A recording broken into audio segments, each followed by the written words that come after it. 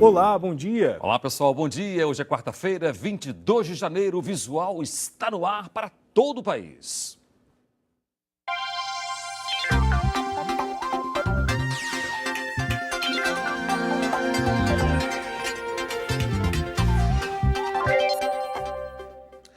Olha, o poder de compra dos jovens da nova classe média brasileira já chega a quase 130 bilhões de reais, segundo o levantamento do Instituto Data Popular. Davi, eles são chamados de geração C. É verdade, a pesquisa também mostrou que esses jovens são sedentos por informação e educação.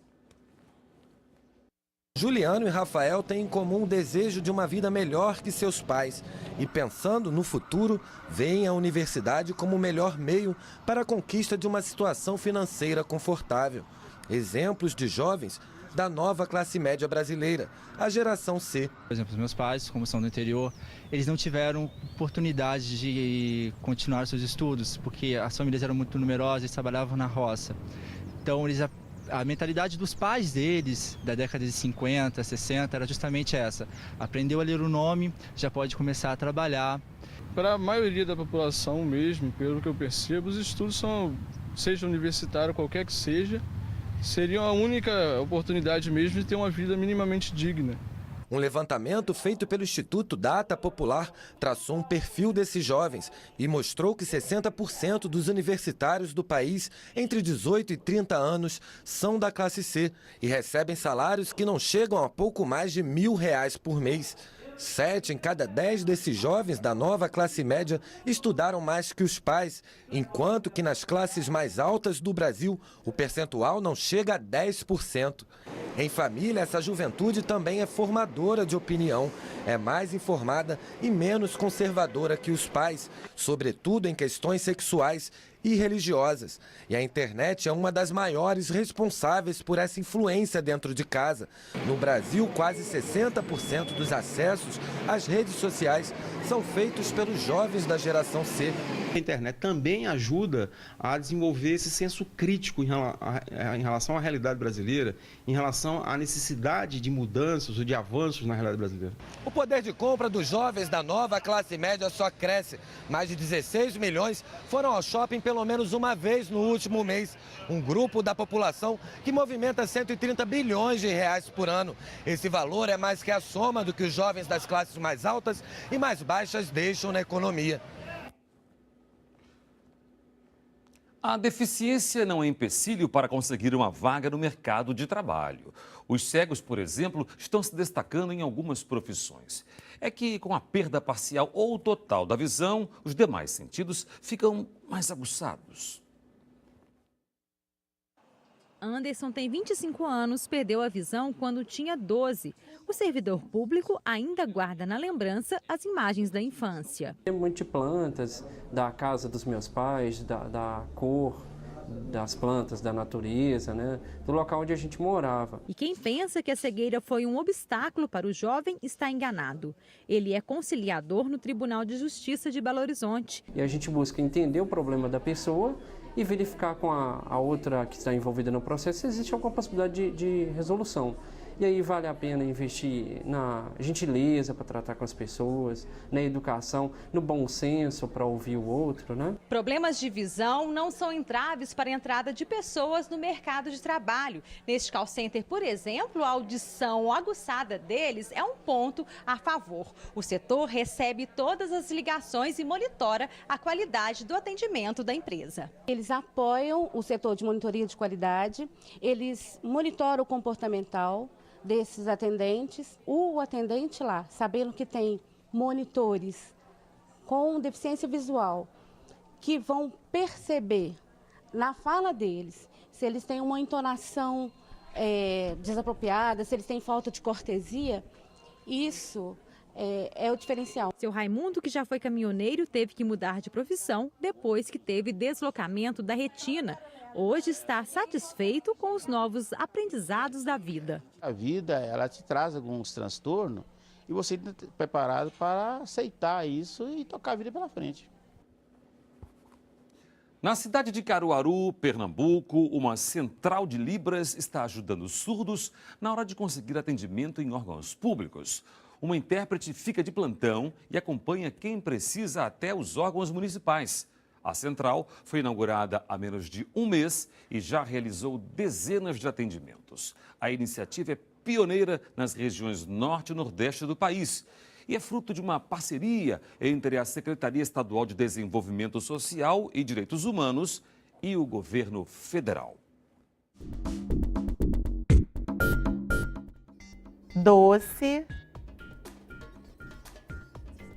chiclete, brigadeiro, pirulito. Se você quer começar a se exercitar e ainda não sabe que atividade física praticar, que tal tentar o Pilates? Um exercício indicado para qualquer pessoa e que ajuda na definição do corpo. Confira nessa reportagem da TV Ceará.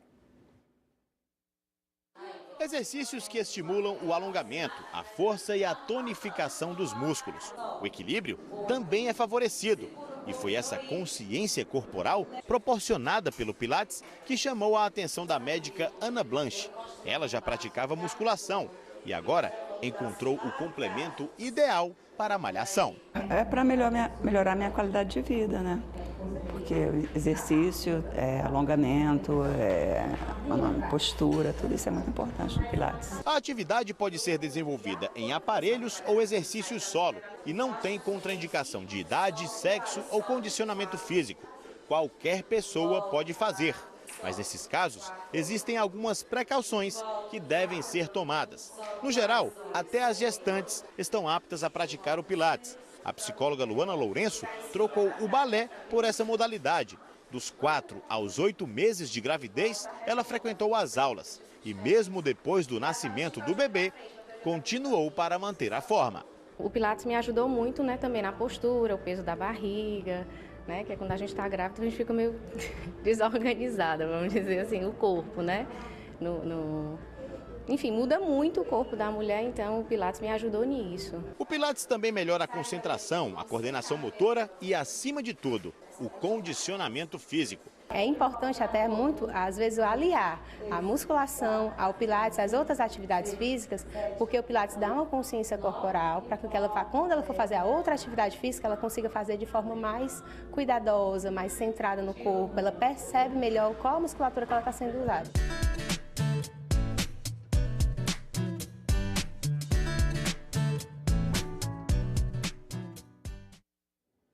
Os craques do futebol brasileiro voltaram a campo no último final de semana pelos campeonatos regionais. E a curta temporada de preparação dos times é o destaque do comentário de Alberto Leal.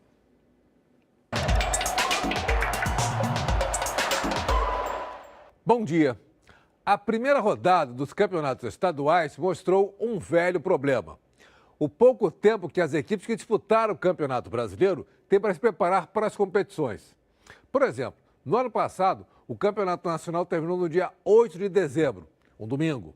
As equipes voltaram de férias no dia 8 de janeiro. E você começa a competição praticamente uma semana depois, 10 dias depois, com pouco tempo de preparação. As equipes que não disputaram o Campeonato Nacional, ou seja, os times de menor investimento, acabam tendo um tempo maior de preparação. Não dá para comparar o nível, a categoria, a experiência, a tradição das equipes que disputaram o Campeonato Brasileiro com relação aos outros times. Mas a parte física ela fica muito prejudicada. E você faz uma pré-temporada visando não apenas o início de competição, mas sim todo o ano.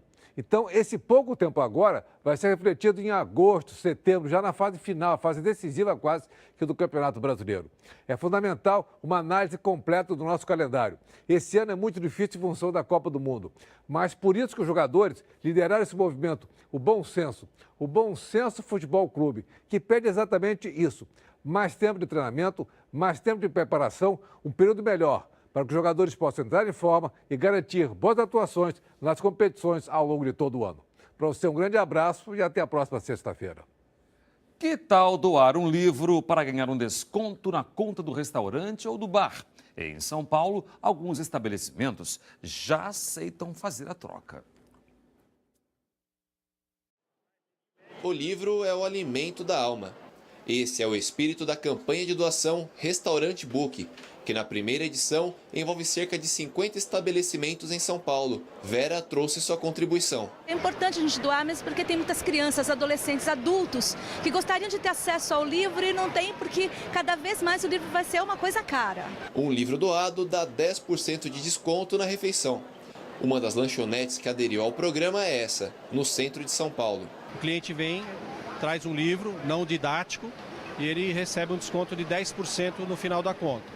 E a gente espera, arrecadamos já uns 500 livros, espero fechar pelo menos uns 1.000 livros até o dia 31 de janeiro agora, que é o último dia da campanha. O idealizador da campanha já consegue ver os resultados. A última parcela já faz uma semana e meia, estamos entre 1.500 e 2.000 livros.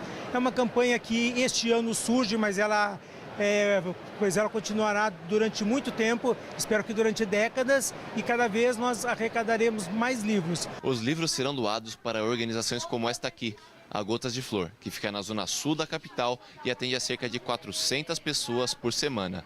Pelo menos a metade desse público é formado por crianças. A gente vai, assim, podendo oferecer livros diferenciados que nem sempre uma ONG tem valores para poder comprar.